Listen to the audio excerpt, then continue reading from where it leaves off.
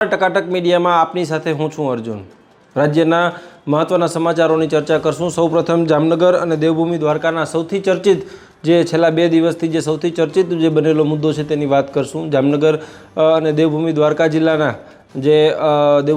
જિલ્લાના ભાણવડ તાલુકાના ધારાગઢ ગામ ખાતે જે 4 વ્યક્તિઓના જે મૃતદેહ જે છે તે અચાનકથી એકાએક મળી આવે છે। તે મૃતદેહોને લઈ અને સમગ્ર પંથકમાં જે શોકનો માહોલ જે છે તે છવાઈ જાય છે। પોલીસ દ્વારા તપાસ ચલાવવામાં આવે છે। એક જ પરિવારના 4 લોકો, એક દંપતી અને તેનો પુત્ર અને તેની પુત્રી, જે ચારેય લોકો સામૂહિક આપઘાત કરી લે છે ત્યારે સમગ્ર પંથકમાં સવાલ થાય છે કે આ શું થયું, શેના કારણે, શા માટે કોઈ એક પરિવારે આખા પરિવારે પોતાનો જીવ જે છે તે દઈ દીધો। ત્યારબાદ પોલીસ દ્વારા તપાસ ચલાવવામાં આવે છે। પોલીસ જે તેમના મૃતદેહો છે તેમને FSL માટે જે PM માટે આપવામાં આવે છે। પોસ્ટમોર્ટમ થયા બાદ જે પોલીસ જે છે તે તપાસ કરે છે। સૌપ્રથમ મીડિયા દ્વારા તેમના પરિવાર સાથે વાત કરવામાં આવી ત્યારે તેમના જે દંપતી હતું, એટલે જે ભાઈ હતા, તેમના જે ઘરના જે વડીલ હતા, તેમના જે મોટા ભાઈ છે તેમને ફરિયાદ જે છે તે તેમની સાથે મીડિયા વાતચીત કરે છે। ત્યારે વાતચીત દરમિયાન તેઓ જણાવે છે કે શું કારણ હતું, શા માટે આવું પગલું ભર્યું એ અમને પણ ખબર નથી, પરંતુ જે પોલીસ જે છે તે તપાસ ચલાવશે ત્યારે બહાર આવશે કોઈ વસ્તુ। ત્યારબાદ પોલીસ તપાસ ચલાવે છે। દેવભૂમિ દ્વારકા SP નિતેશ પાંડે તાત્કાલિક ધોરણે એક SITની રચના કરે છે અને તે SIT દ્વારા જે તપાસ ચલાવવામાં આવે છે। આ દંપતી છે અને જે આ પરિવાર છે તે મૂળ જામનગરમાં રહે છે, ત્યારે તે બ્રાસપાટના કોઈ વ્યવસાય સાથે જે તેઓ સંકળાયેલા છે। ત્યારબાદ ખબર પડે છે કે જે કોઈ 2 શખ્સો દ્વારા તેમને જે ઉછીના રૂપિયા કોઈ વ્યવહારે આપ્યા હોય અને તેની પઠાણી ઉઘરાણી થતી હોય, તેના કારણે જે આ લોકોને જે છે તે મરવા માટે જે છે તે મજબૂર કરી દીધા હતા। મરવા માટે મજબૂર કર્યા એટલે તે જે દંપતી છે તેમને તો પોતાનો જીવ દઈ જ દીધો, પરંતુ સાથે સાથે તેમનો પુત્ર અને તેમની પુત્રી એટલે કે આખા પરિવારે જે છે તે જીવ જે છે તે આપી દીધો। કઈ હદનું ટોર્ચરિંગ હશે, કઈ હદની જે ઉઘરાણી જે છે તે હશે। કારણ કે જે સુસાઇડ નોટ પણ જે છે તે પોલીસને તેમાંથી એક મળી છે કે સુસાઇડ નોટમાં પણ જે છે તે ઉલ્લેખ કરવામાં આવ્યો છે કે વિશાલ જાડેજા નામનો કોઈ એક વ્યક્તિ છે તેની પાસે કોઈ ખોટા બિલિંગ કરી અને તેમની પાસેથી પૈસા લે છે અને બળજબરી કાગળિયામાં સહીઓને કરાવી લે છે। ત્યારે હાલ તો પોલીસ દ્વારા વિશાલ જાડેજા અને જે અન્ય એક શખ્સ છે ઈસમ, તે બંનેની જે છે તે ધરપકડ કરી લેવામાં આવી છે અને ત્યારે હાલ પોલીસ જે છે તે તપાસ ચલાવી રહી છે। તેમના પુત્રનો જે ફોન જે છે તે તેમના હાથમાં લાગ્યો છે પોલીસને, અને તે ફોન અનલોક થતાં તેમાંથી અમુક જે CCTV જે છે તેવા સામે આવ્યા છે કે તેના પિતાને જે ક્યાંક લઈ જાય છે અને ત્યારબાદ 3 થી 4 શખ્સો તેમને મારે છે તેવા CCTV ફૂટેજ પણ સામે આવ્યા છે। 3 થી 4 લોકો હજુ પણ જે છે તે આ પ્રકરણમાં જે છે તે સંડોવાયેલા છે। પોલીસ હજુ પણ તપાસ ચલાવી રહી છે અને પોલીસ હજુ પણ આ દિશામાં જે છે તે વધુ કામ કરી રહી છે। ખેર, આ પ્રકારના બનાવો જે ખૂબ જ દુઃખદાયક બનાવો છે, કારણ કે જ્યારે કોઈ પણ એક પરિવાર આખો જીવ દઈ દે ત્યારે તે ખૂબ જ જે કઈ હદની કરુણાંતિકા હોય તે કદાચ કોઈ વ્યક્તિ જે છે તે વિચારી ન શકે। કારણ કે વ્યાજના વિષચક્રમાં કોઈ પણ વ્યક્તિ જ્યારે ફસાય છે ત્યારે તે પોલીસને સંપર્ક કરે, કાયદો અને વ્યવસ્થાની જે સ્થિતિ છે તેની સાથે સંપર્ક કરવો જોઈએ।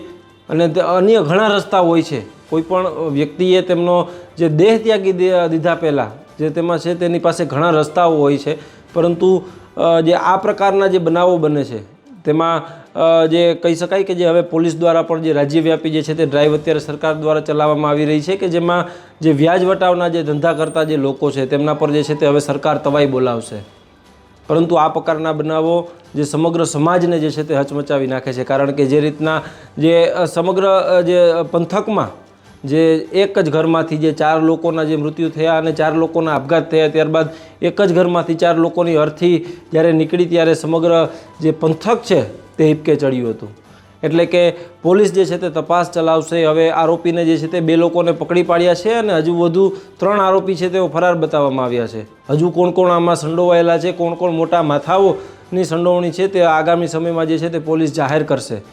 પરંતુ વ્યાજના વિષચક્રના કારણે એક પરિવાર આખો વિખાઈ ગયો છે। પરિવારનો માળો વિખાઈ ગયો એ કહેવું અત્યારે નથી, પરંતુ આખો પરિવાર જે છે તે વિખાઈ ગયો છે, તે હકીકત છે।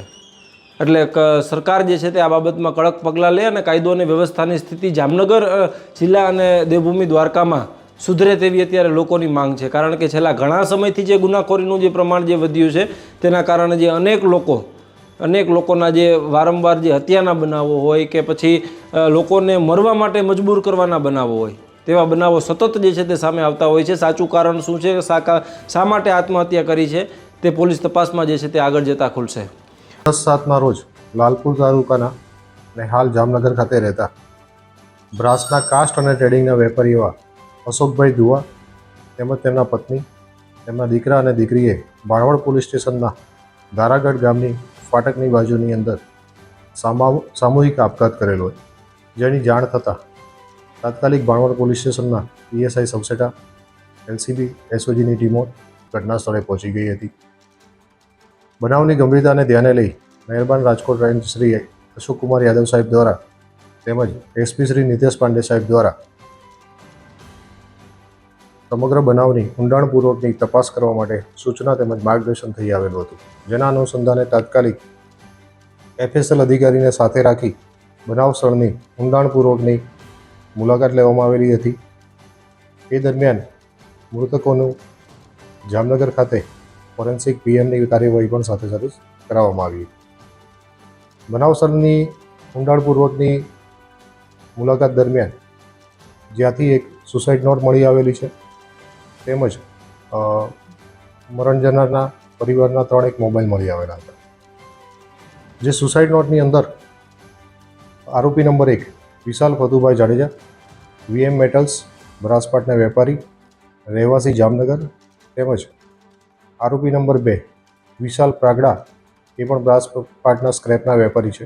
એ બંનેના નામ એમાં લખેલા હતા, જેમાં આરોપી નંબર 1 વિશાલ જાડેજા દ્વારા મરણ જનારને પૈસાની લેતી દેતી બાબતની ધમકીઓ અને પૈસાની ઉઘરાણીના કારણે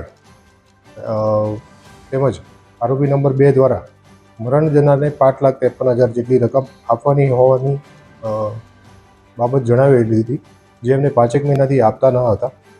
એના પરિણામે એમને સમગ્ર આપઘાત કરવાનો બનાવ બનેલો છે એવું જણાવેલું હતું. જેના અનુસંધાને તાત્કાલિક એલસીબી, એસઓજી અને સ્થાનિક પોલીસની ટીમો બનાવી આરોપીઓને ઝડપવા માટેની કાર્યવાહી ચાલુ કરવામાં આવી હતી, જેમાં ગઈકાલ સાંજે આરોપી નંબર 1 વિશાલભાઈ પ્રાગડા અને આરોપી નંબર 2 વિશાલ ફતુભાઈ જાડેજા, એ બંનેની ધોરણસરની અટક કરેલી છે. બનાવની ગંભીરતાને ધ્યાને લઈ અને એસપી સાહેબ દ્વારા એક એસઆઈટીની રચના કરવામાં આવી છે, જેની અંદર તપાસ અત્યારે પીઆઈ કક્ષાના અધિકારી સાયબર પીઆઈ બ્રહ્મભટ્ટને સોંપવામાં આવેલી છે, તેમજ અન્ય અધિકારીઓ એમની મદદમાં છે. બંને આરોપીને અટક કરીને એમની રિમાન્ડ મેળવવાની કાર્યવાહી અત્યારે ચાલુ છે. બનાવ સ્થળે મળેલા મરણ જનારના તેમજ તેમના દીકરાના મોબાઈલની અંદર અમુક સીસીટીવીના ફૂટેજ મળી આવેલા છે, જેમાં એવું જણાઈ આવે છે કે આરોપી નંબર 1 જે વિશાલ ફતુભાઈ જાડેજા હતા, તેમજ તેમના મળતિયા દ્વારા એમના ફેક્ટરીના જગ્યાએ જઈ અને એમને ધમકાવવાના અને મારવાના વિડીયો મળી આવેલા છે, જે અત્યારે અમે કબજે કરી અને એમાં રહેલા અન્ય 3 આરોપીઓ એને પકડવા માટે અન્ય 3 ટીમો બનાવી અને રવાના કરેલી છે. ઝડપથી એમને અટક કરી લઈશું, તેમજ એફએસએલ અધિકારીને પણ સાથે રાખી કોઈપણ પુરાવા રહી ન જાય અને તપાસ ઊંડાણપૂર્વકની થાય એના હેઠળ મારા સુપરવિઝન હેઠળ અત્યારે આ પ્રોસેસ ચાલુ છે.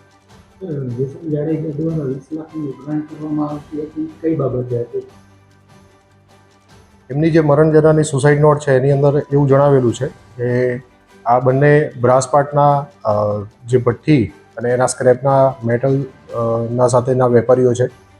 એ ખોટી રીતે વિશાલ એમની પાસે ઉઘરાણી કરતો હતો બિલના બાબતની, એવું વિગત જણાવેલી છે, પરંતુ તપાસની અંદર જે કંઈ બહાર આવશે એના આધારે આગળ કહી શકાય છે. અન્ય એક સમાચારની વાત કરશું તો જમીન રીસર્વેનો જે મુદ્દો છે, જમીન રીસર્વેનો મુદ્દો જે સમગ્ર હાલાર પંથક માટે જે એક માથાનો દુખાવો જે છે તે બની ગયો છે.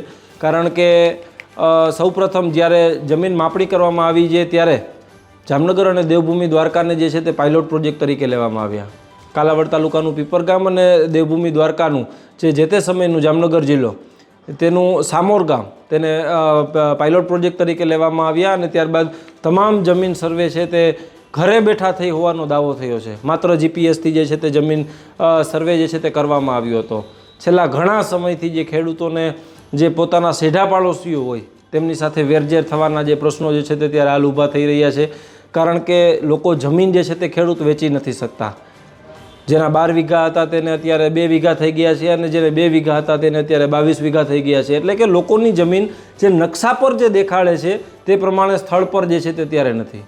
માટે સરકારે ફરીથી જે લોકોની ખેડૂતોની વાંધા અરજીઓ લેવાની શરૂ કરી અને વાંધા અરજીઓ લીધા બાદ જે અત્યારે હાલ રીસર્વેની જે કામગીરી જે છે તે સતત ચાલી રહી છે, પરંતુ અત્યાર સુધીમાં કુલ 70,135 જે વાંધા અરજીઓ જે છે તે આવી છે.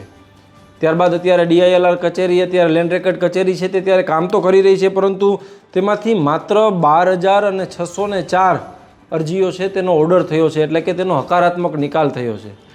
બાકી જે 29,610 અરજીઓ છે તેનો નકારાત્મક નિકાલ થયો છે, એટલે કે તેમાં ખેડૂતોની સહમતિ મળી નથી. એટલે આ જેટલી અરજીઓ જે નકારાત્મક નિકાલ થયો છે તે ફરીથી તે અરજીઓ જે છે તે રીસર્વે કરવી પડશે. અને 27,921 જેટલી અરજીઓ જે છે તે હજુ પણ પેન્ડિંગ છે. એટલે કે ઓલમોસ્ટ 57,000ની ઉપર જેટલી અરજીઓ છે તે હજુ પણ પેન્ડિંગ છે. 70,000માંથી 57,000 અરજીઓ હજુ પણ પેન્ડિંગ છે. કોઈ એક ખાનગી કંપની કામ કરી ગઈ ને અત્યારે હાલ જે સરકાર જે છે તે તેમાં કામ ચલાવી રહી છે. સરકાર તેમના કર્મચારીઓ દ્વારા જે છે તે રીસર્વેની કામગીરી કરી રહી છે, પરંતુ પરિણામ જે છે તે શૂન્ય મળી રહ્યું છે. પરિણામ કોઈ પણ જાતનું અત્યારે ખેડૂતોને મળતું નથી. તેના કારણે અત્યારે હાલ જે સેઢા પાડોશીઓ વચ્ચે વેરઝેર થવાની જે નોબત જે છે તે આવી ગઈ છે. અને ઘણા બધા ખેડૂતોની તો એવી ફરિયાદ છે કે જો રાજકીય ભલામણ હોય અને જો પૈસા આપીએ તો જ અરજીનો નિકાલ જે છે તે તાત્કાલિક થાય છે, બાકી તાત્કાલિક નિકાલ નથી થતો. 2-5 લાખ રૂપિયા જે છે તે રીસર્વે કરાવવા માટે જે છે તે આપવા પડે છે. આ પ્રકારના ખેડૂતોના આક્ષેપ છે. ત્યારે આ પ્રકારની કામગીરીમાં જે ખેડૂતો જે અત્યારે હાલ જે દિવસે ને દિવસે જે ખૂબ જ પરેશાન થઈ રહ્યા છે. જામનગર એક એવો જિલ્લો છે કે જે જિલ્લાના જે કૃષિમંત્રી જે છે તે જામનગર જિલ્લાના છે. કૃષિમંત્રી રાઘવજી પટેલ જામનગર જિલ્લાના છે અને ખેડૂત છે અને ખેડૂતના દીકરા છે. એટલે તેઓ લોકોની જે છે તે સમસ્યા સમજે તેવી લોકો અત્યારે માંગ કરી રહ્યા છે. કારણ કે જે રીતના લોકોની જે હાલાકી છે તે હાલાકી જોઈને હવે દિવસે ને દિવસે જે અત્યારે હાલ જે ખેડૂતોને જે છે તે ભાઈઓમાં જે છે તે વેરઝેર થવા લાગ્યા છે. ત્યારે હવે કદાચ ક્યારે આ સમસ્યાનો અંત આવશે તે તો ખબર નથી, પરંતુ જે લોકો જે છે તે આશા રાખીને બેઠા છે અને અત્યારે તેમની જમીનને લઈને અત્યારે હાલ તેઓ લોકો ખૂબ પરેશાન છે. નમસ્કાર.